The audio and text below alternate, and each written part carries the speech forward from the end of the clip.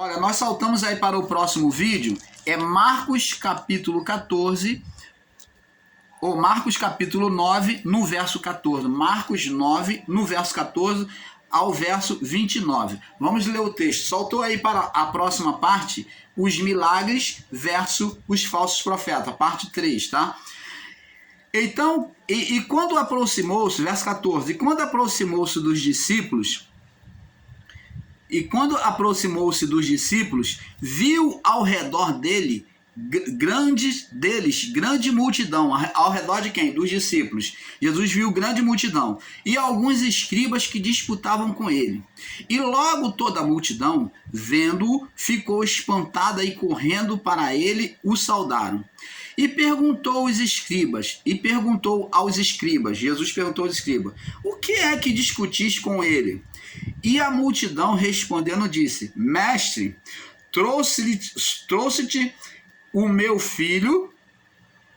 E um da multidão respondeu e disse, mestre, trouxe-te o meu filho, um senhor falou com Jesus, trouxe o meu filho que tem um espírito mudo, Há de se entender que aquele jovem apenas não falasse, já que é um espírito mudo, é que deixava ele mudo. Preste atenção, vamos observar o texto. E agora o que o espírito mudo estava fazendo na vida do jovem? Qual era o curso do dia a dia que o espírito mudo, que esse espírito imundo, deixava o filho dele mudo, não permitia o filho dele falar, o que ele fazia? Verso 18. E este quem? O espírito que tornava o jovem mudo. Onde quer que o apanhe, quando ele tomava dominação na mente do jovem, despedaça-o. Onde quer que o apanhe, despedaça-o e ele espuma, quer dizer, joga ele para tudo que é lado. E espuma e range os dentes e vai definhando. Então aqui os nossos irmãos legalistas da graça alegam que é um estado de epilepsia. Até parece, né? Epilepsia não deixa ninguém mudo. O comportamento do jovem era mudo naturalmente. Ele vivia uma vida a certo momento como se fosse uma vida normal. O único impedimento dele era o falar. Era a manifestação estacionária do demônio. O demônio se colocava ali como se estivesse colocando na boca dele, na língua dele, impedindo dele falar.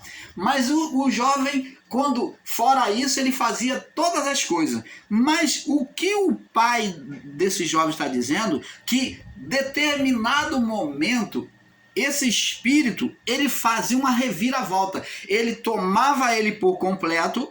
Este onde quer que o apanhe, quando tomava possessão dele, despedaça-o e espuma. Então agora o comportamento dele era jogar o jovem no chão e fazer ele ficar espumando, se debatendo e rangendo os dentes. E vai definhando. E eu disse aos teus discípulos que expulsasse e não puderam. Preste atenção. Nesse dia, os discípulos foram comissionados eles receberam o poder de Jesus para curar, expelir demônios e curar os enfermos. E eles estavam fazendo isso muito bem, até determinado ponto. Mas, por algum motivo, depois de eles terem curado tantas pessoas, expulsado tantos demônios, por algum motivo, agora, no seu regresso, eles se deparam com esse jovem que eles não podem expulsar os demônios dele. E diz aqui, e trouxeram os seus discípulos que expulsassem, mas eles não puderam. Agora vamos ler o texto e vamos entender por que os discípulos não puderam. E eles respondendo disse, Jesus falou, e ele respondendo disse, olha a palavra de Jesus para os discípulos daquela geração. Ó geração incrédula Ó, a fé que eles estavam tendo para curar, para libertar as pessoas, para fazer sinais e maravilhas, ela já não está mais presente. Ela fugiu. Jesus está dizendo, ó geração incrédula, então agora já está faltando fé. Uma fé que não permaneceu. Você está vendo aqui que essa fé, ela não permaneceu naquele mesmo estado que foi colocada antes, que eles estavam curando, libertando. Essa fé foi perdida por algum motivo. É isso que temos que observar, amado. Então Jesus pode dizer, ó geração incrédula, ora, mas eles não estavam curando? Eles não estavam libertando, fazendo sinais e maravilhas? Por que então que agora Jesus vem dizer, chamar eles de geração incrédula? Porque a fé fugiu deles, foi roubada deles, foi tirada deles. Ó geração incrédula, até quando estarei convosco? Até quando vocês dependerão de eu estar convosco? Vocês vão depender de mim. Até quando vocês sofrereis ainda? Vocês vão estar deixando o povo sofrer, vocês vão estar sofrendo. Por quê? Porque eles se apartaram da fé. Aí Jesus falou, trazei o menino. Verso 20, e trouxeram-lhe, e quando ele ouviu, ele quem? O menino? Não. Quando ele ouviu, quem viu a Jesus? O Espírito. E ele diz que aqui não, irmão, isso aí é a carne, é epilepsia, que o jovem estava epilético. Como aqui diz aqui, quando ele ouviu, ó, ele ouviu quem? O espírito maligno que colocava aquele estado naquele jovem. Quando Jesus mandou trazer, quando o demônio viu quem era agora que ia botar a mão sobre ele, que ia ordenar ele, quando ele ouviu ao longe, antes de se aproximar de Jesus, logo o espírito agitou com violência e caindo o endemoniado por terra, revolvia-se espumando. Era epilepsia ou era um espírito, um demônio que estava naquele jovem? Era demônio e não epilepsia. Epilepsia não vê Jesus, não vê o homem de Deus, a mulher de Deus e vai se jogar no chão, vai ficar apavorado, vai se convulsionar. Então, o texto está bem claro, e trouxeram-lhe, quando ele ouviu, ele quem? Logo o espírito, ó, vê que está tratando o espírito, o agitou com violência e caindo o endemoniado por terra, revolvia-se espumando. Você está vendo, abençoados, amados e amadas, que esses ensinos em graça estão sendo malignos e danosos para nós? Muitos dos ensinos em graça estão sendo malignos e danosos, estão ensinando a palavra de forma totalmente incorreta, totalmente enganosa, fazendo desse jovem aqui o estado dele um estado epilético, quando o estado desse jovem aqui é estado espiritual. Agora vamos ler do 21 adiante, não acabou não, tem muito mais. E perguntando ao pai, ó, Jesus agora vem se informar. Enquanto o demônio está lá convulsionando no jovem, ele vem perguntar quanto tempo que aquilo acontece. Ele vem se informar. E perguntou ao pai dele, né, do menino, quanto tempo há que sucede isso? Quanto tempo há que acontece isso com o menino? Opa!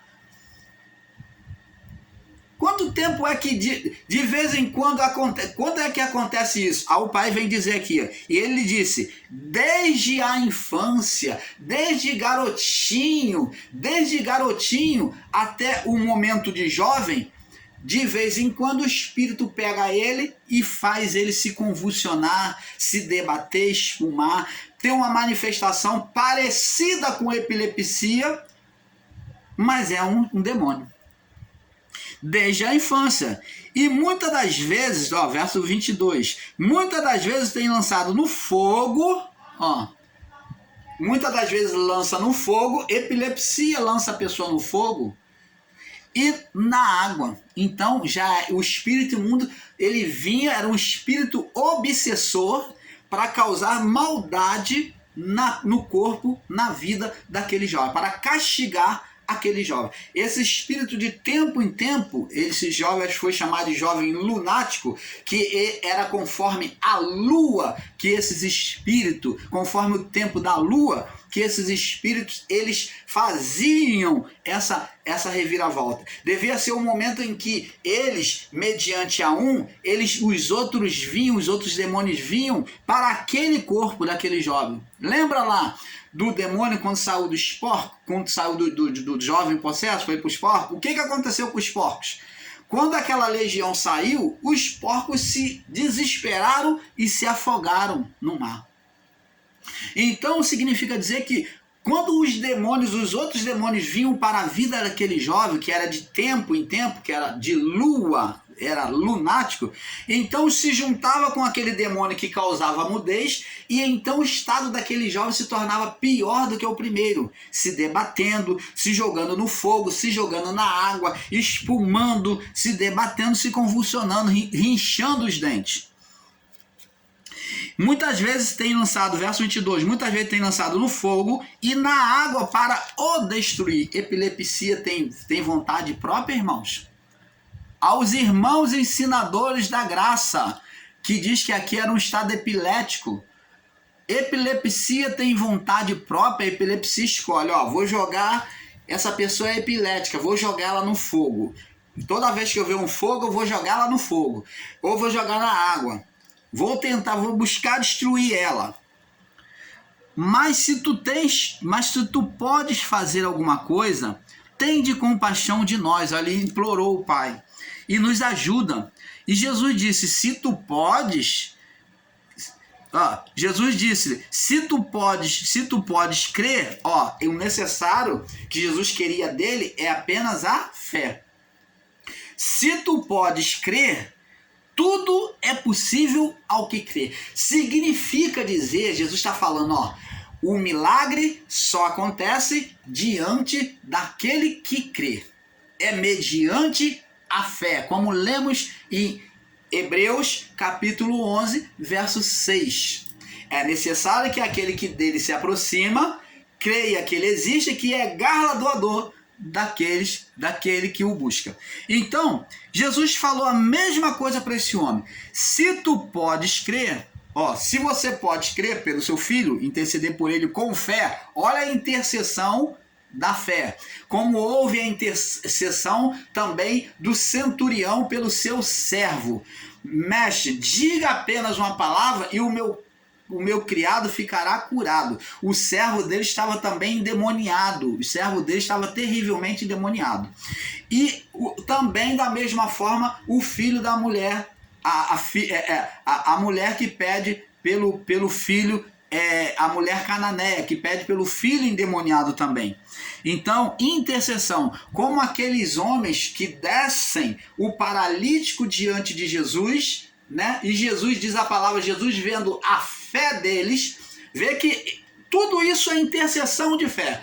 Mas existe, irmãos da graça, ensinadores aí, sabidão da graça, que diz que não existe mais intercessão. O paralítico foi intercedido pelos seus amigos.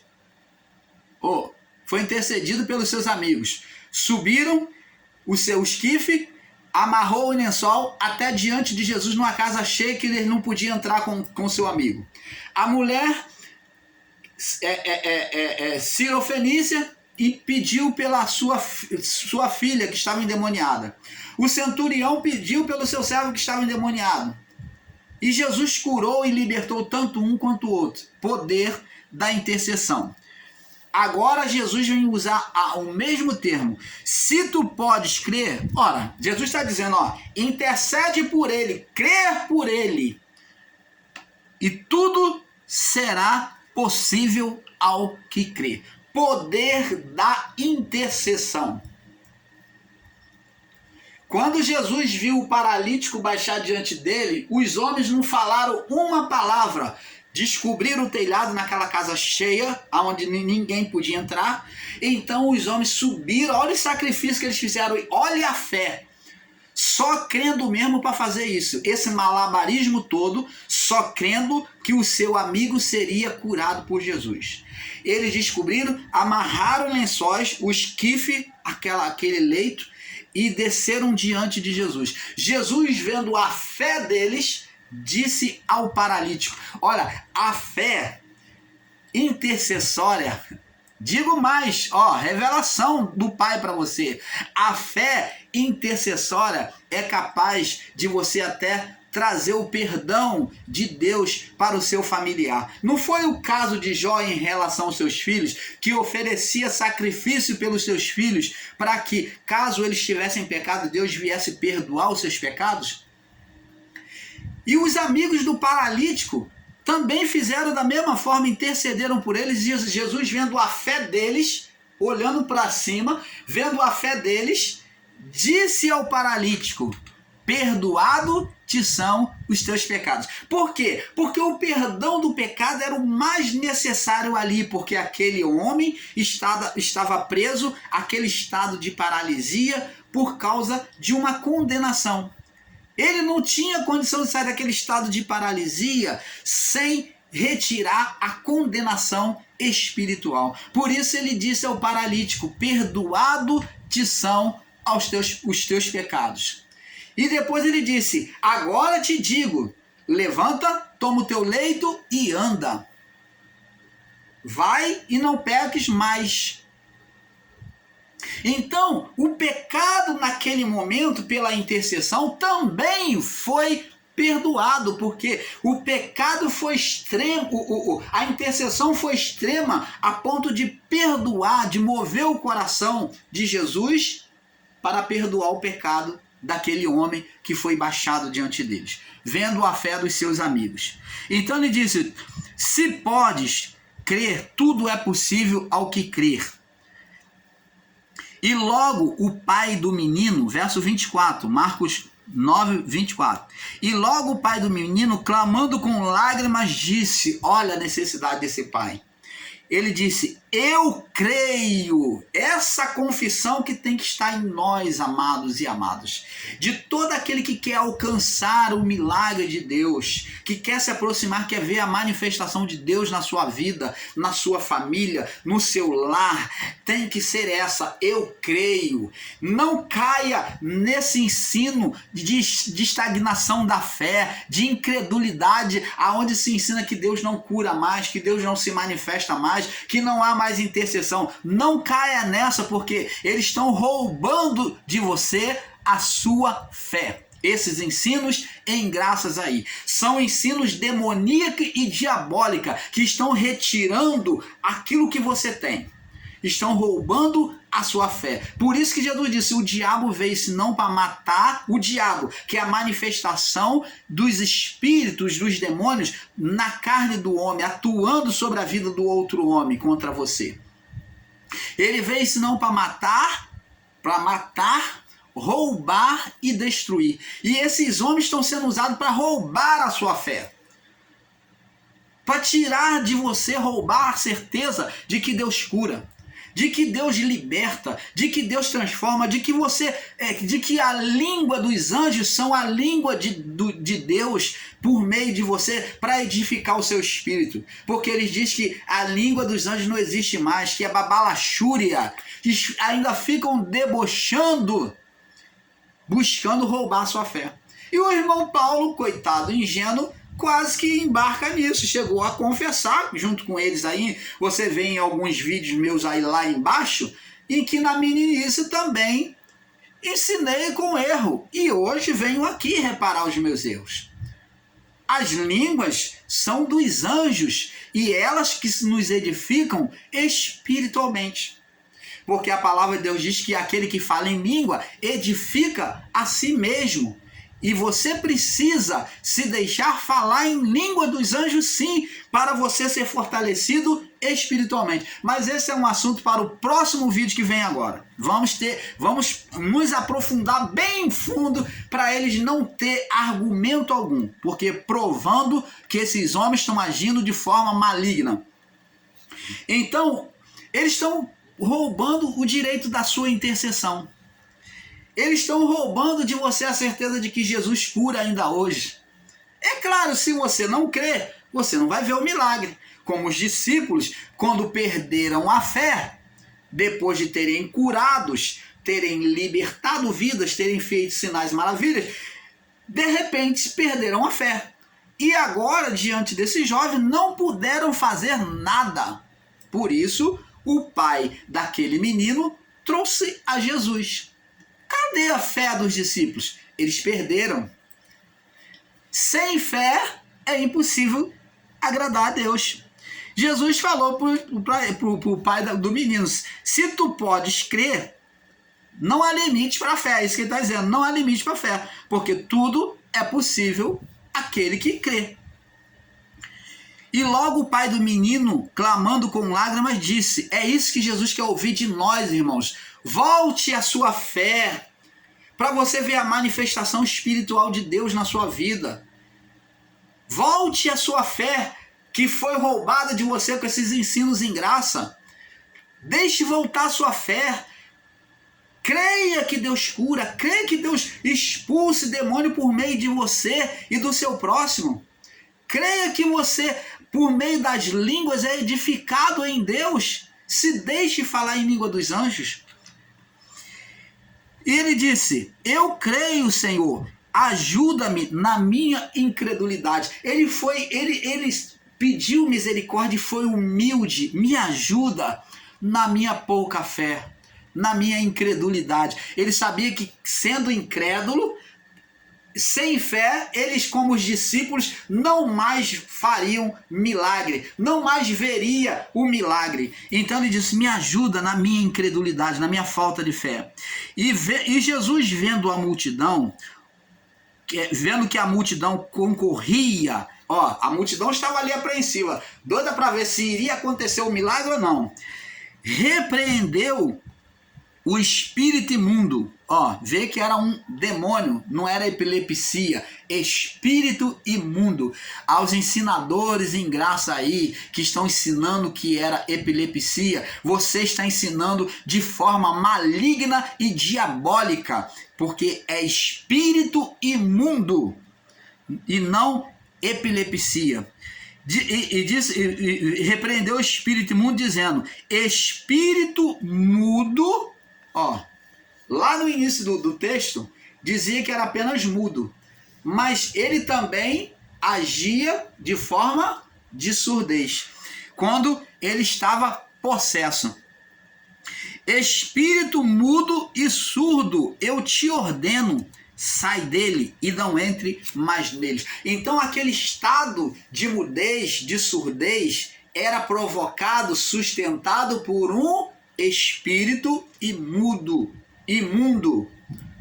Você está entendendo, amados? Canal Luzes da Graça, tirando você desse engano que está sendo ensinado em graça. Vamos varrer o lixo para fora.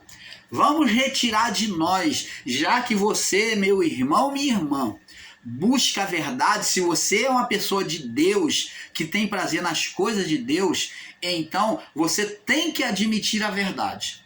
E não se colocar ao lado desses homens que estão pregando engano em graça. Sai fora deles. Sai fora deles. Agora, se você é maligno, se você é carnal, então você continua se alimentando desses enganos. E ele, agitando com violência, verso 26, saiu, agitando com violência após a determinação de Jesus, saiu e ficou o menino como morto, lá estirado no chão, de tal maneira que muitos diziam que estava morto. Olha, ele agitou com tanta violência que o menino ficou sem forças, né? aquele corpo, aquela vida ficou sem força. Mas Jesus, o tomando pela mão, Jesus restaurou a força dele. O tomando pela mão, o ergueu e ele se levantou. E quando entrou em casa, agora vamos no verso 28, vamos entender por que os discípulos não puderam expulsar. Os discípulos lhe perguntaram à parte: por que não podemos nós expulsar? Por que eles perguntaram isso? Porque eles expulsaram todos os outros. Por que naquele menino não puderam expulsar? Era um demônio, um capetão, um demônio tão forte assim que eles não pudessem expulsar? Não. Mas Jesus mostrou para eles agora, dizendo o seguinte, verso 29. Por que não podemos expulsar? Verso 29. Disse-lhe: esta casta, esse tipo de demônio, não pode sair com coisa alguma. Quer dizer, e não sai tão com facilidade. Esse demônio não sai com facilidade, a não ser com oração e jejum. Essa oração e jejum aqui, Jesus está falando de separação, de consagração a Deus. Então Jesus usa a palavra oração e jejum, porque eles já entenderiam, na linguagem de Jesus, que oração e jejum apontava para consagração, separação para Deus. Então, se eles tinham que agora se consagrar, se separar, então Jesus estava dizendo para eles que eles se contaminaram, que eles perderam a sua fé. Por isso que Jesus, no início, diz lá, quando traz o menino, ele pergunta, ele diz: ó geração incrédula e perversa. Então ele mostra que a incredulidade e a perversão, então eles perverteram a fé, erraram o caminho. Por que eles perverteram a fé? Nós vamos ver que eles vêm discutindo, agora você vê aqui no verso 33, eles vêm discutindo quem é o maior. No verso 33 diz assim: e chegaram a Cafarnaum, entrando em casa, perguntou: que estavam discutindo entre vós no caminho? Jesus perguntou para eles, enquanto vocês estavam evangelizando: o que vocês estavam discutindo? Quando eles chegaram em Cafarnaum, Jesus chegou naquele lugar, Jesus falou: o que vocês estavam discutindo lá atrás? Mas sabendo o que eles já estavam discutindo. Mas eles calaram-se, porque pelo caminho tinham disputado entre si quem era o maior. Você está vendo aonde é que eles se perverteram? Geração incrédula e perversa. Se perverteram e agora, contaminados pela oposição entre si, reino dividido não subsiste, uma casa dividida contra si mesmo não ficará de pé. Então, agora, acusados pelos demônios, os demônios não queriam se sujeitar a eles, porque eles estavam em divisão, querendo ser um maior que o outro. E eles se calaram porque pelo caminho tinham disputado entre si quem era o maior. E ele, se assentando, chamou os 12 e disse: se alguém quiser ser o primeiro, será o derradeiro de todos os servos. Será o derradeiro de todos e servo de todos. E lançando a mão de um menino, agora ele vem pegar um menino para ensinar ele de melhor. Lançando a mão de um menino, pôs no meio deles e tomando nos seus braços disse: qualquer que receber um desses meninos em meu nome, me recebe. Qualquer que a mim me recebe, recebe não a mim, mas o Pai que me enviou. E João respondendo disse: mestre, quando te vimos em teu nome, mestre, vimos um que em teu nome expulsava demônios, o qual não nos segue, e lhe proibimos, porque não nos segue. Além de disputarem entre si, 2 pontos, eles erraram 2 vezes. Oposição, o ego inchou diante daquela expulsão de cura, de sinais e maravilhas, então eles ficaram disputando. no reino dos céus eu vou ser o maior, porque eu expulsei, eu fiz isso, fiz aquilo. Então eles ficaram na volta daquela evangelização, na caminhada, eles ficaram se achando um melhor que o outro. Além do mais, eles viram um que não fora comissionado por Jesus, que estava fazendo igual a eles, e eles se colocaram como juiz do poder de Deus, impedindo a obra do Espírito Santo. Olha só que casa dividida. Eles, ao invés de pegar aquele jovem que estava fazendo o mesmo que eles, ainda que não havia sido comissionado por Jesus, ao invés de abraçar aquele jovem, eles se consideraram melhor e maior, já que se consideraram entre si. Agora vem apartar o jovem e impedir ele de fazer aquilo. Eles se colocaram como juiz, como proprietário do poder de Deus, se julgando juiz, impedindo o jovem de também fazer o mesmo que eles. Você está vendo? Eles erraram por duas vezes. Por isso que reino dividido e casa dividida não fica de pé. Tá aí o motivo porque eles foram incrédulos, geração incrédula, perderam a fé, perverso, foram incrédulos e perversos. A perversidade deles trouxe a incredulidade, trouxe a condenação espiritual para que eles não tivessem mais o poder, para que fosse apagado aquele poder que foi concedido a eles. Você está entendendo, abençoados? É isso que o canal Luzes da Graça vem trazer entendimento a vocês. Mas aonde há uma fé, Deus ele se manifesta. Vamos ver também agora no livro de João, capítulo 10. João, capítulo 10, no verso 38. João 10, 38. Daqui a pouco vai estar soltando para a parte 4, tá? Eu vou deixar soltar sozinho, nós vamos estar anunciando aí, né? Os milagres e os falsos versos dos falsos profetas. João 10, no verso 38, né? João 10, no verso 38. Olha só o que Jesus disse.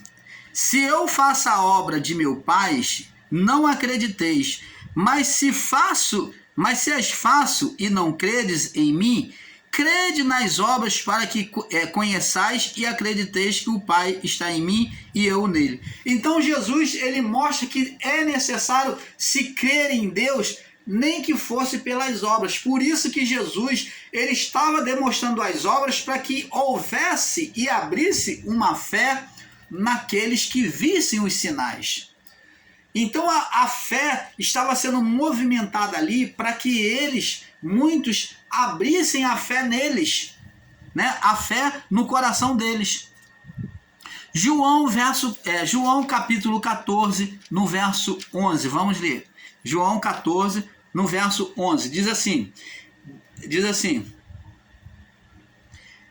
vamos ler do verso 10 em diante. Não crês tu que estou no Pai e que o Pai está em mim?